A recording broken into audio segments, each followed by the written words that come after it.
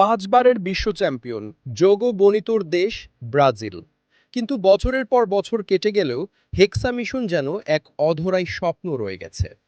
তবে ২০৩০ বিশ্বকাপে গল্পটা সম্পূর্ণ বদলে দিতে পারেন একজন মাস্টার মাইন্ড, কার্লো আনচেলত্তি। ডন কার্লোর হাত ধরে ২০৩০ সালে কি বিশাল চমক নিয়ে আসছে সেলেসাওরা। আমরা জানি আনচেলত্তি এমন একজন কোচ যিনি শুধু ম্যাচ জেতেন না, তিনি প্লেয়ারদের ভেতর থেকে তাদের সেরাটা বের করে আনেন। ২০৩০ সালের বিশ্বকাপে ব্রাজিলের আক্রমণ ভাগ হবে বিশ্বের সবচেয়ে ভয়ঙ্কর। ভিনিসিয়াস জুনিয়র আর রদ্রিগো তখন তাদের ক্যারিয়ারের সেরা ফর্মে, আর তাদের সাথে যোগ হবে এক ঝাঁক নতুন তরুণ তুর্কি। আনচেলত্তির নিখুঁত ৪-৩-৩ ফরমেশন আর ইউরোপিয়ান ট্যাকটিক্সের সাথে যখন ব্রাজিলের সাম্বা ফুটবলের ফিউশন ঘটবে, তখন প্রতিপক্ষ ডিফেন্স স্রেফ খড়কুটোর মতো উড়ে যাবে।